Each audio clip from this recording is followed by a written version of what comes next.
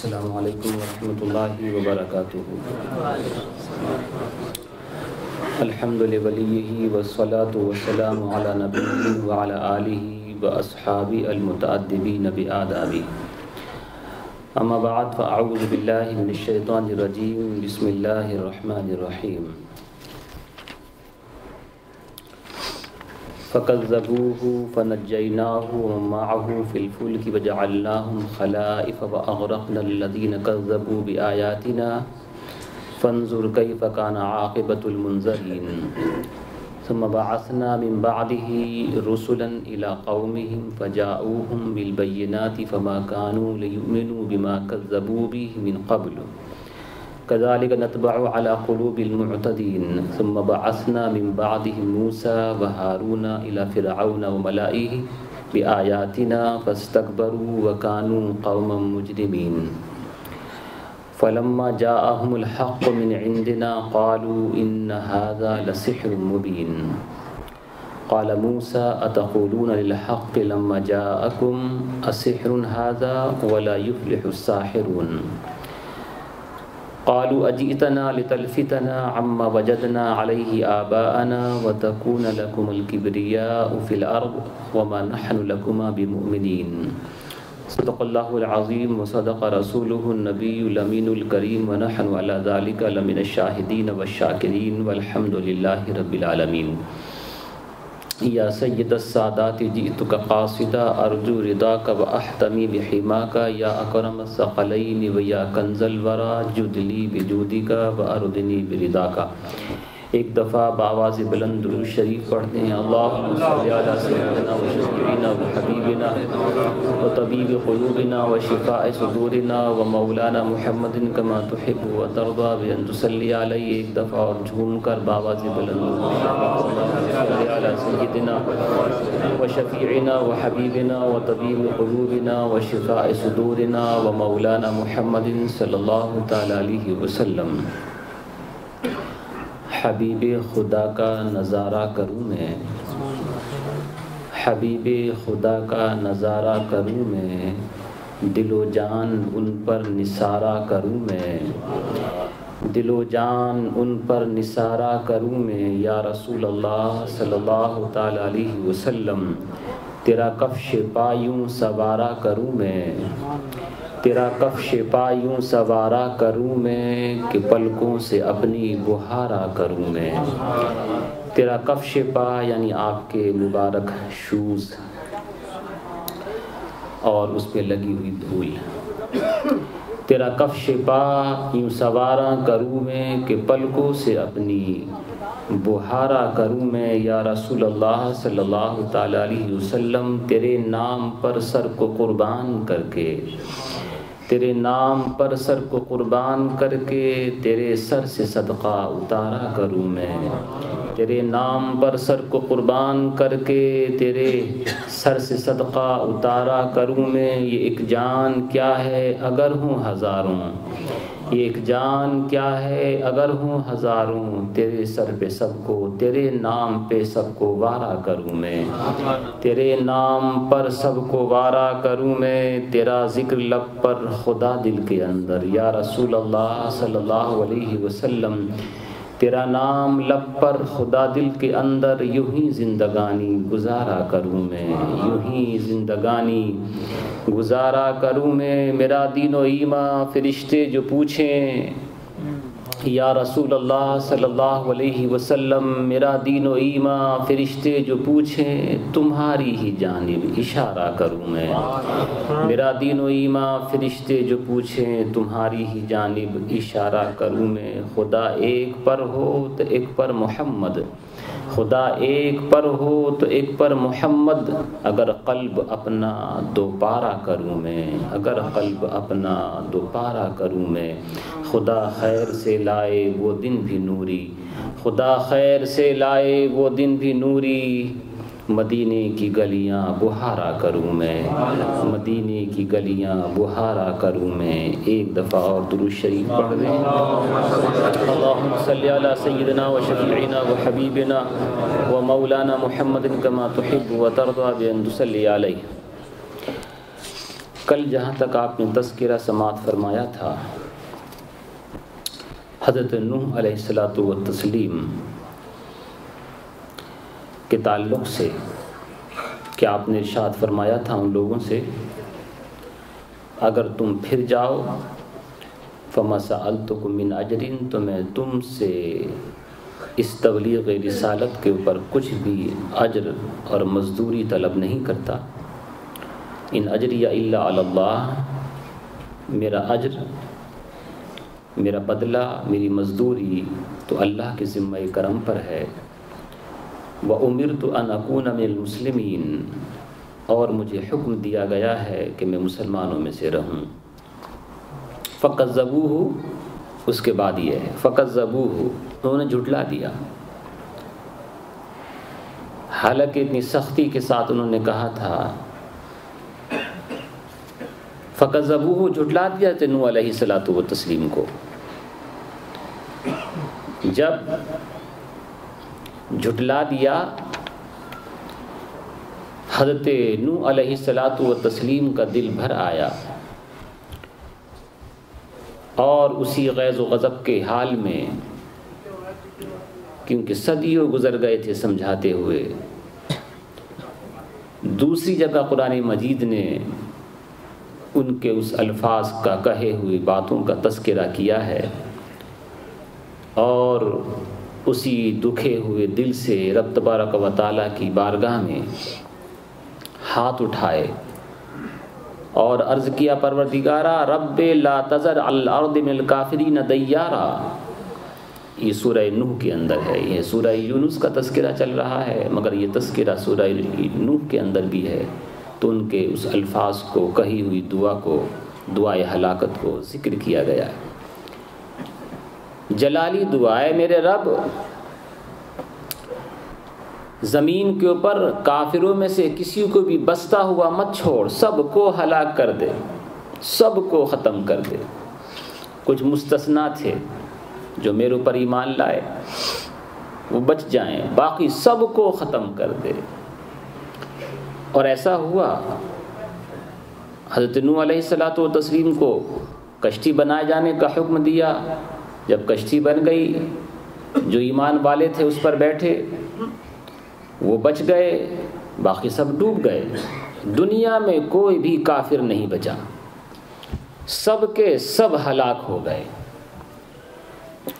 ایک کے لیے کہا گیا ہے وہ درمیانی تھا، کبھی مانتا تھا کبھی نہیں مانتا تھا، لیکن یہ معتبر روایت نہیں ہے، لوگ اس کا ذکر کرتے ہیں۔ اس کا نام تھا عوج ابن عنق، بہت لمبا تھا، 3330 میٹر کا بتایا جاتا ہے، مگر یہ جو روایت بتا رہا ہوں کسی بھی معتبر کتاب کے اندر نہیں ہے، اگرچہ لکھی ہوئی ہیں کئی کتابوں کے اندر، کوئی پکی سند نہیں ہے، ذکر کیا جاتا ہے۔ لمبی عمر تھی اس کی، حضرت موسیٰ کو بھی دیکھا ہے، جبکہ حضرت موسیٰ کا زمانہ حضرت نوح علیہ الصلاۃ والتسلیم کے زمانے سے اچھا خاصا بعد میں ہے۔ حضرت نوح کے بعد حضرت ادریس ہیں، حضرت ادریس کے بعد حضرت صالح ہیں، حضرت ہود ہیں، اس کے بعد پھر کبھی حضرت ابراہیم علیہ الصلاۃ والتسلیم ہیں، حضرت ابراہیم کے بعد حضرت یعقوب ہیں، حضرت اسماعیل ہیں، حضرت اسحاق کی اولاد میں سے حضرت یعقوب کے بعد پھر حضرت یوسف علیہ الصلاۃ والتسلیم ہے، حضرت شعیب علیہ الصلاۃ والتسلیم ہے، حضرت شعیب کے زمانے کے بعد پھر حضرت موسیٰ علیہ الصلاۃ والتسلیم کا زمانہ آتا ہے۔ یہ اس لیے، اور میں آپ کو زمانہ بتا رہا ہوں کہ کبھی کبھی اس کے درمیان تاریخوں کے اندر بڑا مکس اپ ہو جاتا ہے، پتہ نہیں چلتا ہے کون کس کے بعد ہے کس سے پہلے ہے۔ ایسا لگتا ہے جیسے حضرت یوسف علیہ الصلاۃ والتسلیم حضرت موسیٰ کے بہت بعد ہوں گے، مگر نہیں، حضرت یوسف علیہ الصلاۃ والتسلیم پہلے ہیں، حضرت موسیٰ علیہ الصلاۃ والتسلیم بعد میں۔ کبھی کوئی خیال کرتا ہے کہ حضرت داؤد علیہ الصلاۃ والتسلیم حضرت موسیٰ سے پہلے ہوں گے، نہیں، حضرت داؤد، حضرت سلیمان حضرت موسیٰ کے بعد میں، حضرت موسیٰ علیہ الصلاۃ والتسلیم ان سے پہلے ہیں۔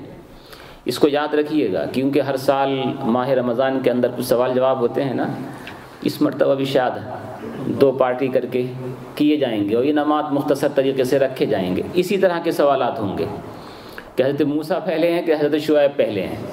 تو یاد رکھیے گا وہ انعام کیا ہے، گویا کہ مسجد کی طرف سے ایک انعام ہوگا، آپ ہی لوگوں کا دیا ہوا ہے، آپ ہی لوگوں کو انعام میں دیا جائے گا. مگر یہ کہ اس طرح کی باتیں یاد رکھیے گا. کون سے پارے کا نام ہے یہ پرچہ پہلے سے آؤٹ کر رہا ہوں میں تاکہ آپ کو سمجھنے میں آسانی رہے. مزید اور بھی سوالات ہوں گے جس میں سے 4 جواب میں خود دے دوں گا، اس میں سے 1 صحیح ہوگا اور 4 غلط ہوں گے، 3 غلط ہوں گے اور 1 صحیح ہوگا. تو وہ چاروں جواب میں اس میں سے دوں گا آپ کو کہ بھئی یہ ہے یہ ہے یہ ہے، اس میں سے 1 صحیح ہوگا وہ آپ کو چوز کر کے بتانا ہے اور 3 اس میں سے رانگ ہوں گے.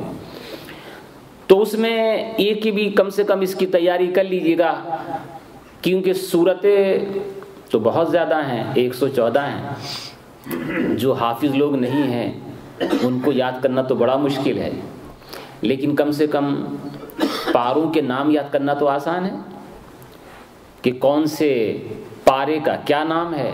تو اس کو خاص طور سے یاد کر لیجیے گا. 13ویں پارے کا نام کیا ہے، 19ویں پارے کا نام کیا ہے، مثال کے طور پر. تو میں عرض یہ کر رہا تھا کہ حضرت موسیٰ علیہ الصلاۃ والتسلیم کے زمانے میں بھی وہ عوج ابن عنق رہا اور حضرت نوح کے زمانے میں بھی تھا. تو اتنا لمبا صدیوں کے اوپر مشتمل ہے اس کی عمر. کہا جاتا ہے کہ جب طوفان نوح علیہ الصلاۃ والتسلیم آیا تو طوفان نوح کا جو پانی تھا اس کے خالی گھٹنوں تک پہنچا تھا، نی تک. باقی سارے لوگ ڈوب گئے. وہ دن بھر کھاتا تھا لیکن پھر بھی پیٹ نہیں بھرا کرتا. اس کا خوراک کیا تھی؟ سمندر میں رہتا تھا، سمندر کا پانی بھی اس کے بس گھٹنوں کے آس پاس یا اس سے کم رہا کرتا تھا. سمندر کی مچھلیاں پکڑتا، اس کو ہاتھ سے اٹھاتا، سورج سے اس کو سکائی کرتا، اس کو بھونتا تھا، پھر کھا جایا کرتا. دن بھر کھاتا تھا لیکن پھر بھی پیٹ نہیں بھرتا. حضرت نوح علیہ الصلاۃ والتسلیم کو کشتی بنانے کے لیے جس پیڑ کو لانے کا حکم دیا تھا یا بتایا گیا تھا، اتفاق سے وہ پیڑ کی پتی کہیں یاد نہیں رہی کہ کس طرح کا تھا یا اس کا لانا مشکل تھا. تو حضرت نوح علیہ الصلاۃ والتسلیم نے اسی کو پکڑا کہ تو بن میں سے جا اور لے کر کے آ اس کو، اس کی کشتی بنانی. تو اس نے کہا کہ اگر میں لے کر کے آؤں تو آپ مجھے انعام میں کیا دیں گے؟ تو کہا تیرا پیٹ ابھی تک کبھی بھرا نہیں ہے، میں تیرا پیٹ بھر دوں گا. وہ تو بڑا خوش ہو گیا، ابھی تک پیٹ نہیں بھرا ہے اور آج پیٹ بھرنے کی بات ہو رہی ہے. وہ لے کر کے آیا. اتفاق سے جو حضرت نوح علیہ الصلاۃ والتسلیم نے پیڑ کا نقشہ یا جو کچھ بتایا تھا وہ وہاں جا کر کے کھو گیا اس سے. اب وہ یہ ساری باتیں بتا رہا ہوں نا کسی معتبر کتاب سے نہیں ہے، حالانکہ کئی کتابوں کے اندر لکھا ہوا ہے.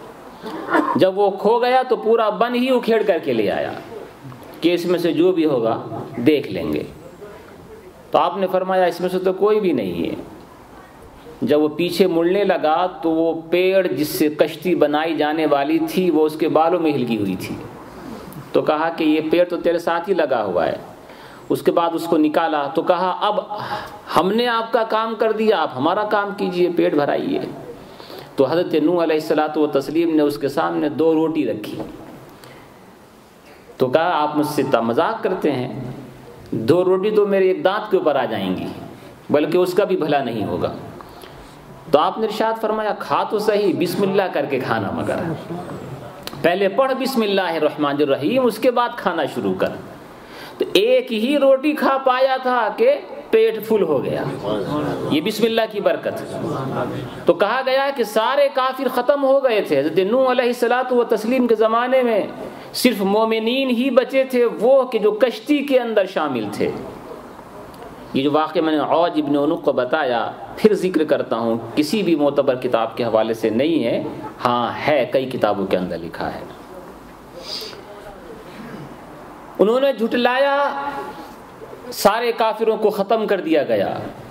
جلالی دعا ہو گئی، پروردگارا کسی بھی کافر کو دنیا کے اوپر چلتا پھرتا مت چھوڑنا. دعا قبول ہو گئی، سب کو ختم کر دیا گیا. اسی چیز کو جب حضرت فاروق اعظم رضی اللہ تعالیٰ عنہ کبھی یاد کرتے تھے، خاص طور سے جب نبی کریم صلی اللہ تعالیٰ علیہ وسلم کا وصال مبارک ہوا، فاروق اعظم کی بہت بری حالت تھی۔ پہلے تو وہ ماننے کے لیے تیار ہی نہیں تھے کہ اللہ کے نبی صلی اللہ علیہ وسلم کا وصال ہو گیا، اور جب انہوں نے مانا صدیق اکبر کے سمجھانے سے اور ان کو یقین ہو گیا کہ ہاں حضور کا وصال ہو چکا ہے، تو سرہانے آ کر بہت روئے، اور بہت لمبی حدیث جس کا کچھ ٹکڑا حضرت امام قاضی اعظم علیہ رحمت و رضوان نے مختلف مقامات پر ان کے اس حدیث کے ٹکڑوں کو تذکرہ کیا ہے، اور نسیم الریاض کے اندر وہ پوری حدیث ہی تفصیلاً ذکر فرمائی ہے۔ اس میں سے ایک یہ بھی تھا کہ انہوں نے رو رو کر کے یہ کہا تھا، یا رسول اللہ، یہ آپ تھے، آپ کی قوم نے آپ کو کیا کچھ نہیں ستایا؟ پتھر آپ کے مارے، پاگل آپ کو کہا، جادوگر آپ کو کہا، گالیاں آپ کو دی، آپ جب نماز کے اندر کبھی جایا کرتے تھے اونٹ کی گندی اوجڑی آپ کی پیٹھ کے اوپر رکھی، آپ کے ماں باپ کو برا کہا گیا، آپ کے خاندان والوں کو کہا گیا، طائف کے میدان میں لوگوں نے اتنے پتھر مارے کہ آپ کے پاپوش مبارک خون سے لہو لہان ہو گئے، آپ کے لیے کہا بھی گیا تھا کہ آپ زبان ہلائیے، 2 پہاڑوں کو ملا دیا جائے گا، یہ چکنا چور ہو جائیں گے، مگر یا رسول اللہ میرے ماں باپ آپ پر قربان، آپ نے اس طرح سے دعائے ہلاکت نہیں کی جیسے کہ حضرت نوح نے اپنی قوم کے لیے کر دی تھی، ورنہ تو آج ہم میں سے کوئی بھی زندہ باقی نہیں بچا ہوا ہوتا۔ یہ آپ کی ذات تھی، اس وقت بھی آپ نے یہی کہا تھا، اے میرے اللہ اہدنی قومی فإنہ لا یعلمونی، میری قوم کو ہدایت دے اس لیے کہ وہ مجھے جانتے نہیں ہیں۔ اس وقت بھی آپ نے دعائے ہلاکت اپنی زبان سے نہیں نکالی۔ حضرت نوح علیہ الصلوۃ والتسلیم جلالی تھے، جیسے کہ حضرت موسیٰ علیہ الصلوۃ والتسلیم جلالی تھے، دعائے ہلاکت ہو گئی، اے میرے اللہ کسی کو مت چھوڑنا۔ اب دل دکھ گیا ہے ان کی طرف سے، دل پک گیا ہے ان کی طرف سے، بہت سمجھایا ہے، اب یہ اس لائق نہیں ہے کہ زیادہ دیر تک اس زمین کے اوپر رہیں، ان کی گندگی سے زمین کو صاف کر دے۔ ایسا ہو گیا، فَكَذَّبُوهُ، جھٹلا دیا، فَنَجَّيْنَاهُ وَمَعَهُ فِي الْفُلْكِ، تو ہم نے نوح کو نجات دے دی اور ان کو بچا لیا جو نوح کے ساتھ کشتی کے اندر بیٹھے ہوئے تھے۔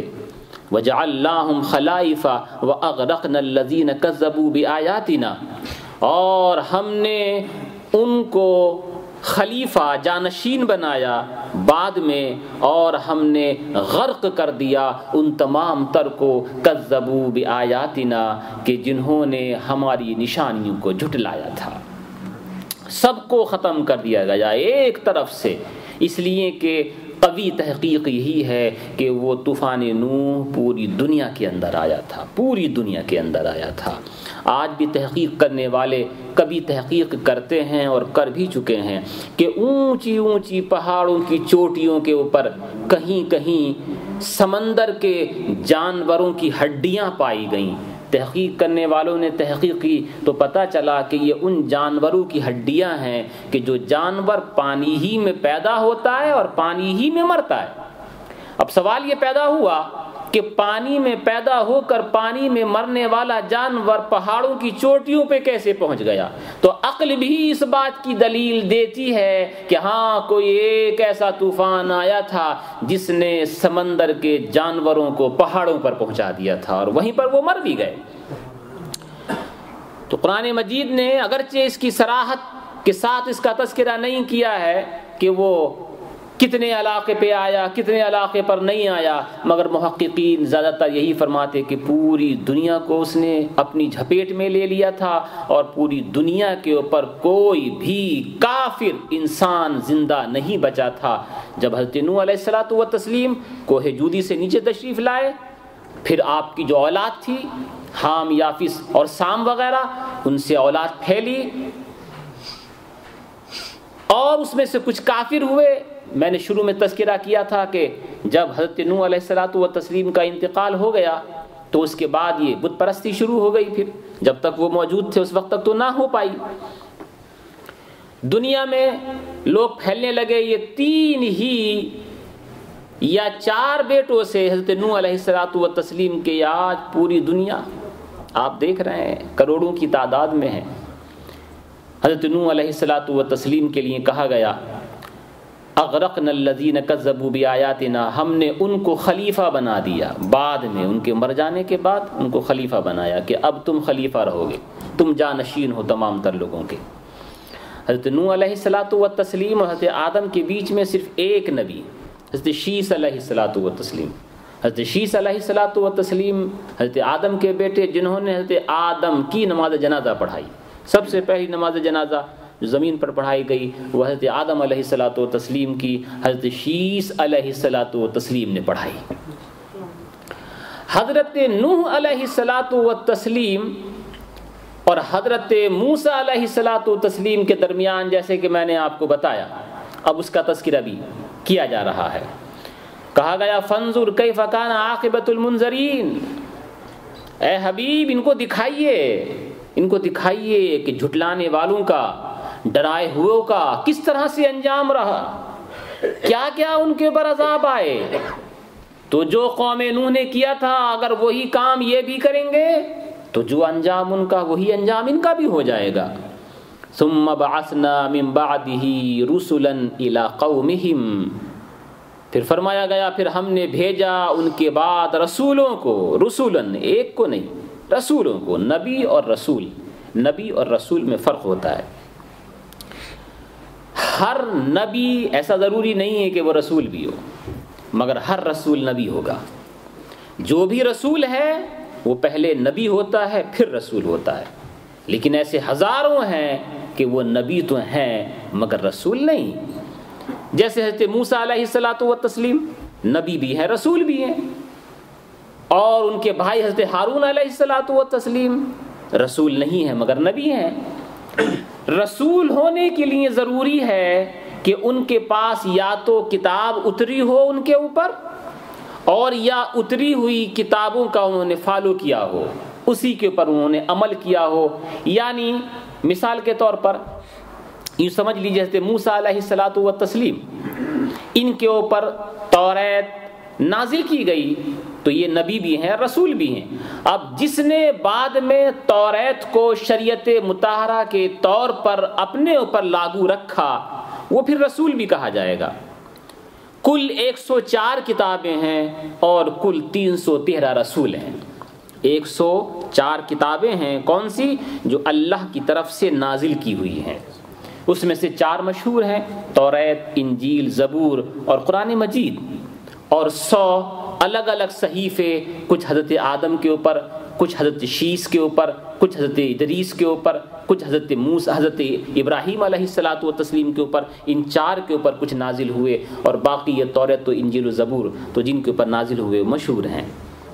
313 رسول ہیں جن کے نام بھی پورے طور سے قرآن مجید کے اندر نہیں لیے گئے ہیں، لیکن محققین ذکر فرماتے ہیں کہ 313 رسول ہیں۔ ان کے لیے کہا گیا کہ ہم نے ان کے بعد رسولوں کو بھیجا الی قومہم، ان کی قوم کی طرف، فجاؤہم بالبینات، تو یہ سارے رسول ان کے پاس آئے کھلی ہوئی نشانیاں لے کر، فما کانوا لیؤمنوا بما کذبوا بہ من قبل، تو وہ کیوں ایمان لانے والے تھے؟ فما کانوا، تو ان کی یہ حالت نہ رہی کہ وہ ایمان لے آتے بما کذبوا بہ من قبل، اس کے اوپر جس کو انہوں نے کچھ دنوں پہلے یا کچھ مدت پہلے اس کی تکذیب کی تھی، اس کو جھٹلایا تھا۔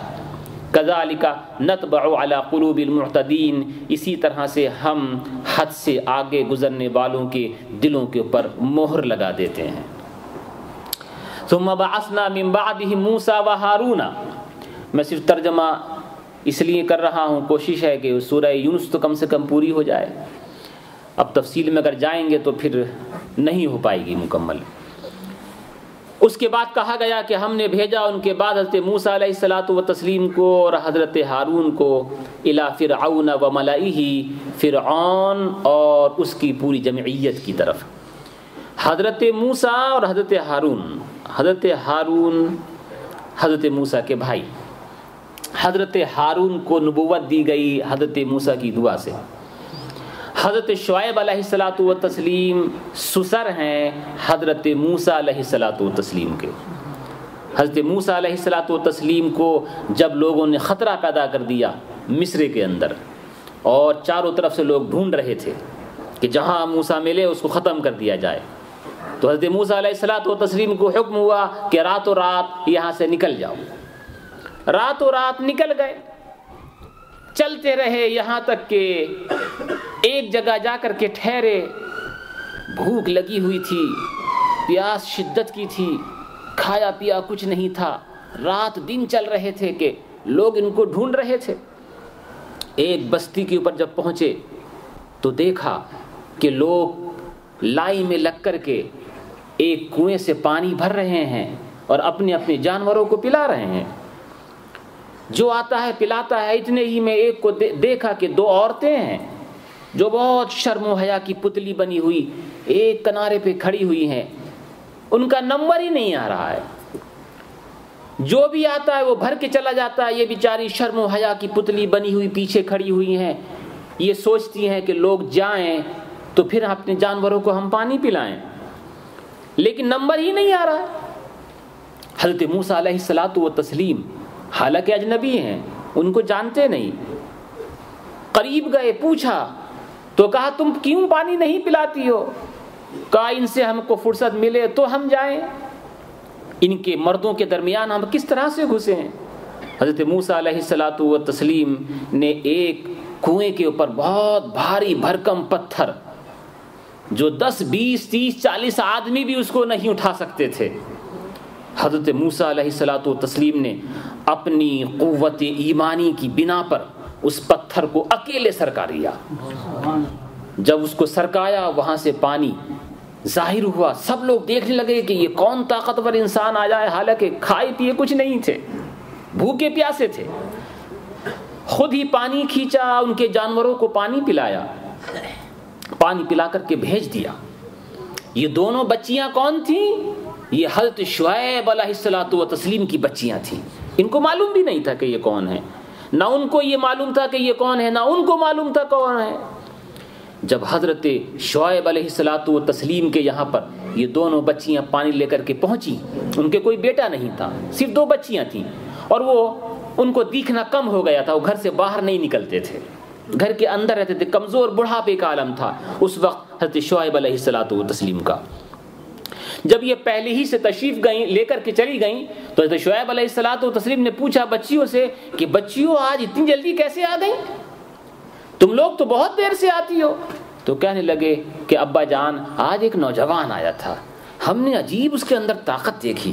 اس نے اکیلے ہی پتھر کو سرکا دیا اور اس نے ہمارے اوپر رحم و کرم کیا. سارے لوگوں سے ہٹ کر کے اس نے ہمارے جانوروں کو پانی پلایا، اس لیے ہم جلدی آ گئے. اور لگتا ہے کہ کوئی دور سے آیا ہے، لگتا ہے مسافر ہے. کہا مسافر ہے تو تم نے اس کو دعوت نہیں دی گھر آنے کی؟ کہ ہم کس طرح سے دعوت دیتے، آپ کی تو اجازت لینی پہلے ضروری تھی.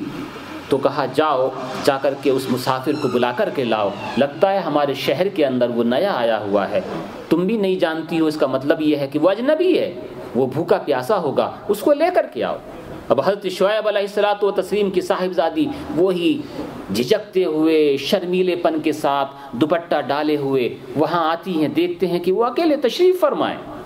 کہا آپ کو ہمارے بابا جان نے بلایا ہے، دعوت دی ہے. اب حضرت موسیٰ علیہ الصلاۃ والتسلیم گھر جانتے نہیں ہیں کہ کدھر کو جانا ہے. اب 2 شکلیں ہیں کہ اگر وہ اجنبیہ عورت آگے چلے تو اجنبیہ عورت کے اوپر حضرت موسیٰ علیہ الصلاۃ والتسلیم کی نظر جائے گی. کتنا پاکیزہ خیال رکھتے تھے یہ حضرات کرام، نبی ہیں، رسول ہیں. اور اس وقت حالانکہ اس طرح کے حالات نہیں تھے، وہ پاکیزہ زندگی، وہ پاکیزہ معاشرہ، اس کے اندر بھی حضرت موسیٰ علیہ الصلاۃ والتسلیم نے ان سے ارشاد فرمایا دیکھو ایسا ہے، آپ آگے آگے تو مت چلو، آپ پیچھے پیچھے چلو ہمارے، لیکن اپنے ہاتھ میں کچھ کنکریاں لے لو، جدھر بھی ہم کو جانا ہو آپ اس کنکریے سے اشارہ کر دیجیے گا، پھینک دیجیے گا، ہم اسی راستے پہ چلیں گے. چنانچہ وہ پیچھے پیچھے چلی، حضرت موسیٰ آگے آگے چلے. جدھر کو بھی مڑنا ہوا کرتا تھا حضرت شعیب علیہ الصلاۃ والتسلیم کی وہ بچی ادھر ہی سے وہ کنکری لگا دیا کرتی تھیں، وہ سمجھ جایا کرتے تھے کہ ہم کو دائیں جانا ہے کہ بائیں جانا ہے۔ یہاں تک کہ حضرت شعیب علیہ الصلاۃ والتسلیم کے یہاں پر پہنچ گئے۔ حضرت شعیب علیہ الصلاۃ والتسلیم کے یہاں پر پہنچ کر کے وہاں پر کھانا کھایا، پانی پیا، جس کے لیے کچھ دیر پہلے دعا مانگی تھی رب تبارک و تعالیٰ کی بارگاہ میں۔ جب وہ آئی نہیں تھیں، یہ دعا مانگی تھی حضرت موسیٰ علیہ الصلاۃ والتسلیم نے کہ اے میرے پروردگارا، میں اس وقت فقیر ہوں، مجھے کھانے کی ضرورت ہے اور کھانے پینے کے لیے میرے پاس کچھ بھی نہیں ہے، اے میرے اللہ اپنی طرف سے کچھ انتظام کر۔ یہ ادھر دعا مانگی، ادھر حضرت شعیب کی بیٹی ان کو لینے کے لیے آ گئی۔ خیر وہیں پر رہے، یہ تو بہت لمبا قصہ ہے، وہیں پر رہے یہاں تک کہ حضرت موسیٰ علیہ الصلاۃ والتسلیم کی شادی پھر وہیں پر مقرر ہو گئی، اور ایک بیٹی سے شادی نکاح بھی ہو گیا۔ اب جب وہاں سے مدین سے آنے کے لیے آپ کو حکم دیا گیا کہ آپ چلو، اب راستے میں تنہائی اپنی بیوی کو لے کر کے آ رہے ہیں، رات کی تنہائی ہے، کوہ طور کے پاس آئے ہوئے ہیں، اور آپ کی وائف پیٹ سے تھیں، بچے کی پیدائش کا وقت قریب ہے، جنگل کا راستہ ہے، درد شروع ہوتا ہے۔ حضرت موسیٰ علیہ الصلاۃ والتسلیم اکیلے کیا کریں، رات کی تنہائی، سناٹا چھایا ہوا ہے، بیابان جنگل ہے، کس کو بلائیں، نہ کوئی عورت ہے نہ کوئی مرد کہ کسی کو ہیلپ کے لیے بلا لیتے۔ اتنے ہی میں دور کوہ طور کے اوپر، ان کو معلوم بھی نہیں تھا کہ یہ کوہ طور ہے، دور آگ جلتی ہوئی نظر آئی، ایسا لگا کہ آگ جل رہی ہے، ایسے وقت میں آگ کی ضرورت پڑتی ہے۔ حضرت موسیٰ علیہ الصلاۃ والتسلیم نے یہ سارے واقعات قرآن مجید خود بیان کرتا ہے، میں صرف تلخیصاً اور اختصاراً اس کو عرض کر رہا ہوں۔ حضرت موسیٰ علیہ الصلاۃ والتسلیم نے اپنی بیوی سے کہا دیکھو اس وقت آگ کی ضرورت بھی ہے، دیکھو وہاں ہم کو آگ نظر آ رہی ہے، ہم وہاں سے جا کر کے آگ لے کر کے آتے ہیں تاکہ تم اس کو کچھ تاپو سیکو کہ تمہاری حالت صحیح ہو جائے۔ حضرت موسیٰ علیہ الصلاۃ والتسلیم آگ لینے گئے تھے، ان کو کیا معلوم ہے کہ مجھے یہیں پر رسالت ملنے والی ہے، میں اللہ کا رسول بننے والا ہوں۔ حضرت موسیٰ علیہ الصلاۃ والتسلیم جب وہاں پر گئے تو دیکھا کہ وہ آگ نہیں ہے، وہ تو ایک خوشنما پیڑ کے اندر سے نور نکل رہا ہے۔ وہیں پر کہا گیا اے موسیٰ تم وادی مقدس طوا کے اندر ہو، فاخلع نعلیک، اپنے جوتوں کو یہیں اتار دو۔ جوتوں کو وہیں اتارا، قریب گئے تو وہیں اسی پیڑ کے اندر سے آواز آئی اے موسیٰ میں تمہارا رب ہوں، میں تمہارا رب ہوں اور میں نے تم کو رسولوں میں سے چن لیا ہے۔ حضرت موسیٰ علیہ الصلاۃ والتسلیم کو وہاں پر رسالت عطا فرمائی گئی۔ اس لیے بزرگان دین ارشاد فرماتے ہیں، کبھی کبھی سوال کرنے والے سوال کرتے ہیں کہ یہ ہمارے بعض اولیاء کرام نے یہ کیا کہہ دیا۔ حضرت بایزید بستامی کی زبان سے نکل گیا انی انا اللہ، کبھی نکل گیا سبحانی ما اعظم شانی، پاک ہے میری ذات میں بلند و بالا ہوں۔ یہ کون کہہ رہا؟ بایزید بستامی رضی اللہ تعالیٰ عنہ۔ سبحانی ما اعظم شانی کلمہ کفر ہے، صرف اللہ کہہ سکتا ہے، کوئی مخلوق نہیں۔ یہ کون ہے؟ کس نے حق دیا حضرت منصور حضرت منصور حلاج کو کہ وہ زبان سے کہیں انا الحق، میں ہوں حق؟ یہ تو کلمہ کفر ہے، حق تو رب تبارک و تعالی ہے۔ یہ کس نے حکم دیا کہ لوگ کہیں کہ میرے جبے کے اندر سوائے اللہ کے کوئی نہیں ہے؟ یہ کس نے کہا ہے کہنے کے لیے کہ ایک بندہ ہو کر کے یہ کہے کہ میرے جبے کے اندر اللہ ہے؟ یہ کیسے ہو سکتا ہے کہ ایک بندہ یہ کہے کہ میرے جسم کے پاس میں یا میرے جبے کے اندر میں نہیں ہوں، اللہ ہے؟ کلمہ کفر ہے، جو کہے اس کی گردن اڑا دی جائے۔ حضرت بایزید بستامی رضی اللہ تعالیٰ عنہ کی زبان سے جب یہ نکلا تھا، ان کے مریدوں نے کہا تھا یہ آپ نے کیا کہہ دیا سبحانی ما اعظم شانی؟ کہا اچھا میری زبان سے یہ نکلا تھا سبحانی ما اعظم شانی؟ کہا یہ تو کلمہ کفر ہے، خود کہا یہ تو کلمہ کفر ہے، جو کہتا ہے وہ کافر ہو جاتا ہے۔ کہا اچھا ایسا ہے، اب اس کے بعد کبھی اگر نکلے میری زبان سے تو میں تم کو اختیار دیتا ہوں کہ اپنی تلوار سے میری گردن اڑا دینا۔ مریدین تیار ہیں کہ اب حضرت والا کی زبان سے جب نکلے گا، تلوار ننگی ہے بالکل، جیسی ہی نکلا تو پھر اب کسی کا مرید کیسے گردن کاٹے اپنی پیر کی؟ حکم تو دے دیا گیا ہے، رک گئے، ادباً رک گئے. جب حالت وہ ختم ہوئی پھر کہا حضور آج تو پھر آپ نے کہا تھا وہی سبحانی ما اعظم شانی. کہا میں نے تم سے کہا نہیں تھا؟ کلمہ کفر ہے کہنے والا کافر ہو جاتا ہے، وہ حقدار ہے کہ اس کو قتل کر دیا جائے، اپنی تلوار سے میری گردن اڑا دینا. تیسری دفعہ جب وہی کیف آیا، جب وہی مستی چھائی، پھر وہی حال آیا، پھر زبان سے نکل گیا سبحانی ما اعظم شانی. مرید تو تیار بیٹھا ہی تھا، اس لیے کہ ایک دفعہ تو حکم مل چکا تھا، کیا نہیں تھا، دوبارہ پھر حکم دیا گیا تھا. تلوار لی، کھینچی اور گردن پہ لگا دی. ادھر سے گردن پہ لگائی، تلوار نے اپنا کام کیا، گردن کٹی، مگر کٹ کے تلوار نکلی، گردن جہاں تھی وہی کی وہیں رہی، وہ نیچے گری نہیں. جب حال بالکل صحیح ہوا پھر عرض کیا حضور آج تو پھر وہی کہا تھا. تو غصے میں آ گئے، کہا تم سے ہم نے بار بار کہا نا یہ کلمہ کفر ہے کہنے والا کافر ہو جاتا، مستحق ہے کہ اس کی گردن اڑا دی جائے. ہم نے کہا تھا نا کہ ہماری گردن اڑا دینا. کہا حضور اڑائی تھی مگر اڑی نہیں، ہم نے تلوار چلائی تھی مگر گردن تو وہیں کی وہیں رہی. آپ نے ارشاد فرمایا یہ خاص اوقات ہوتے ہیں، زبان ہماری ہوتی ہے، کہنے والا کوئی اور ہوتا ہے، یہ ہم کہتے ہی نہیں ہیں. اس میں اشکال کی کوئی بات نہیں ہے، مشکل ترین کوئی چیز نہیں ہے. ہمارے علماء کرام، دیگر بزرگان دین، خاص طور سے امام اہل سنت اعلی حضرت فاضل بریلوی علیہ رحمت و رضوان نے بھی، اور تفسیر روح البیان کے اندر بھی اس کو ذکر کیا گیا. حضرت مولائے روم نے بھی اپنی مثنوی شریف کے اندر ذکر فرمایا اور اسی چیز کو ذکر کیا. کہا دیکھو جب اللہ کی آواز ایک پیڑ کے اندر سے آ سکتی ہے تو کیا منصور حلاج کے اندر سے نہیں آ سکتی ہے؟ کیا بایزید بستامی کے زبان سے نہیں آ سکتی ہے؟ تو کہا جب ایک پیڑ کے اندر سے، جب ایک پیڑ تجلیات ربانیہ کا مظہر ہو سکتا ہے تو ایک انسان تجلیات الہی کا مظہر کیوں نہیں بن سکتا ہے؟ بن سکتا. تو فرمایا یہ ایسے اوقات میں تجلیات ربانیہ کے مظہر کامل ہوا کرتے ہیں. حضرت موسیٰ علیہ الصلوۃ والتسلیم اپنی بیوی کو لے کر کے مصر کی طرف گئے، وہیں پر دعا مانگی پروردگارا میری زبان میں لکنت ہے، رب اشرح لی صدری ویسر لی امری واحلل عقدۃ من لسانی یفقہوا قولی. حضرت موسیٰ علیہ الصلوۃ والتسلیم کی زبان میں لکنت تھی، الفاظ صاف طریقے سے نکل نہیں پاتے تھے. وہ بچپنے میں کیونکہ حضرت موسیٰ کیونکہ فرعون ہی کے پاس پلے بڑھے نا، فرعون ہی کے پاس، فرعون ہی نے پالا پڑھا ان کو.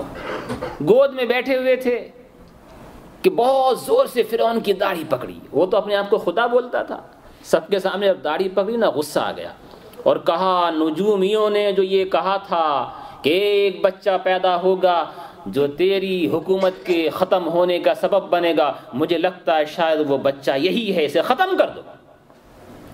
جو فرعون کی بیوی تھی بعد میں وہ ایمان لائیں، حضرت آسیہ رضی اللہ تعالیٰ عنہ، فرعون کی بیوی لیکن کبھی قریب نہیں گیا ان کے، وہ حضرت موسیٰ پر ایمان لائیں. جس دن حضرت موسیٰ پر ایمان لائیں اسی دن اس نے ان کو ختم کرا دیا. یہی حضرت آسیہ جنت میں ہمارے نبی صلی اللہ علیہ وسلم کے نکاح میں آئیں گی. حضرت آسیہ رضی اللہ تعالیٰ عنہ نے کہا ارے یہ کیا ظلم کرتا ہے، چھوٹا سا بچہ ہے، اس کو تو معلوم بھی نہیں ہے کہ تو کون ہے کون نہیں ہے، یہ ناسمجھ ہے. کہا نہیں ناسمجھ نہیں ہے، سمجھدار ہے، اس نے میری داڑھی پکڑی ہے. تو کہا میں ابھی بتا دیتی ہوں کہ یہ ناسمجھ ہے کہ سمجھدار ہے. اس کے سامنے وہ ریڈ روبی، لال ریڈ کلر کے جو لال ہوتے ہیں اس کا کلر بھی لال ہی ہوتا ہے، وہ اور انگارہ آگ کا کول جو دہکتا ہوا ہوتا ہے اس میں کچھ فرق نظر نہیں آتا ہے. اس نے کہا کہ وہ انگارے سامنے رکھو اور یاقوت سرخ سامنے رکھو. یہ بچہ ہے، اگر یہ اٹھا کر کے یاقوت سرخ کو منہ میں رکھے تو سمجھ لینا اسے قتل کروا دینا، اور اگر یہ انگاروں کو منہ میں رکھ لے تو سمجھ لینا کہ ناسمجھ ہے، اس نے ناسمجھی میں تیری داڑھی کو پکڑا ہے. کہا اچھا سمجھ لیتے ہیں. تو چنانچہ ایک تھال کے اندر، طباق کے اندر لال وہ یاقوت سرخ رکھے گئے اور ایک میں وہ انگارے رکھے گئے. حضرت موسیٰ قریب تھا کہ یاقوت سرخ کو اٹھا کر کے اپنے منہ میں رکھتے۔ اتنے ہی میں جبرائیل امی آئے اور جبرائیل امی نے آپ کا وہ بڑھتا ہوا ہاتھ اٹھا کر کے وہ جلتے ہوئے کوئلوں کے اندر ڈال دیا۔ حضرت موسیٰ علیہ الصلوۃ والتسلیم نے وہ جلتا ہوا کوئلہ اٹھا کر کے اپنے منہ میں رکھ لیا۔ جب منہ میں رکھا تو اس سے زبان جل گئی، جس سے لکنت پیدا ہو گئی۔ حضرت آسیہ نے کہا دیکھا نا کہ یہ ناسمجھ ہے، اسے پتہ ہی نہیں ہے کہ انگارے کون سے ہیں اور یاقوت سرخ کون سا ہے، تو وہ بچ گئے۔ اس کے بعد سے حضرت موسیٰ علیہ الصلوۃ والتسلیم کے بولنے میں لکنت رہا کرتی تھی۔ تو رب تبارک و تعالیٰ سے دعا مانگی، پروردگارا میرا بھائی ہارون مجھ سے زیادہ فصیح ہے، اچھا بولتا ہے، بہت اچھی تقریر کرتا ہے، اس کو میرے ساتھ بھیج، نبی بنا اس کو۔ رب تبارک و تعالیٰ یوں تو نبوت کے فیصلے شروع ہی سے ہو جاتے ہیں، مگر یہ ظاہری سبب تھا۔ حضرت ہارون علیہ الصلوۃ والتسلیم نے اپنی نبوت کا اعلان کیا۔ اس وقت حضرت موسیٰ علیہ الصلوۃ والتسلیم کو اس وقت بھی لوگ ڈھونڈ رہے تھے۔ حضرت موسیٰ علیہ الصلوۃ والتسلیم رات کے وقت انہوں نے اپنے بھائی حضرت ہارون کو بتایا کہ میں یہاں آ چکا ہوں مدین سے۔ دونوں گھر میں اکٹھے ہوئے اور اس کے بعد رات ہی میں رب کی طرف سے حکم آ گیا کہ تم دونوں جاؤ، جس کا ذکر اسی کے اندر بعد میں فرمایا جائے گا۔ تم دونوں کو حکم دیا جا رہا ہے کہ فرعون کے پاس جاؤ اور جا کر کے اپنی رسالت کے لیے کہو، اور کہو کہ اللہ ایک ہے اور میں اس کا سچا رسول ہوں۔ حکم دیا گیا، فرمایا ثم بعثنا من بعده موسیٰ و ہارون، پھر ہم نے اس کے بعد موسیٰ اور ہارون کو بھیجا۔ اب اگر میں آپ لوگوں سے یہ پوچھ لوں سوال کرتے ہوئے کہ حضرت ہارون علیہ الصلوۃ والتسلیم حضرت شعیب کے کون لگتے ہیں رشتے میں، تو کیا جواب ہوگا؟ حضرت شعیب کے داماد کون ہیں؟ حضرت موسیٰ علیہ الصلوۃ والتسلیم، اور حضرت موسیٰ کے بھائی حضرت ہارون، تو گویا داماد کے بھائی ہوئے۔ صرف نبی میں رشتہ ہوتا ہی ہے، مگر ظاہری رشتہ داماد کے بھائی ہے۔ حضرت ہارون علیہ الصلوۃ والتسلیم کہا گیا فرعون کی طرف اور اس کی جمعیت کی طرف ہم نے بھیجا اپنی نشانی کو لے کر کے، فاستکبروا، تو انہوں نے تکبر کیا، اتنی بڑی نشانیاں دیکھی، اتنی بڑی نشانیاں، وکانوا قوم مجرمین، اور وہ مجرم قوم تھے۔ فلما جاءهم الحق من عندنا، جب حق ہماری طرف سے ان کے پر آ گیا، قالوا ان هذا لسحر مبین، تو سارے کے سارے بولے کہ یہ بالکل کھلا ہوا جادو ہے۔ قال موسیٰ، حضرت موسیٰ نے کہا اتقولون للحق لما جاءکم، کیا تم کہتے ہو حق کے لیے جب وہ آ گیا تمہارے پاس، اسحر ھذا، کیا یہ جادو ہے جس کو تم جادو کہہ رہے ہو، ولا یفلح الساحرون، اور جادوگر تو کامیاب نہیں ہوا کرتے ہیں۔ اور تم نے دیکھ لیا ہے کہ میں فرعون کے پاس گیا، اپنے بھائی کو لے کر کے گیا، اور صحیح سلامتی کے ساتھ گیا اور سلامتی کے ساتھ واپس بھی آ گیا۔ تو جادوگر تو اتنے کامیاب نہیں رہتے ہیں، مطلب یہ کہ یہ جادو نہیں ہے۔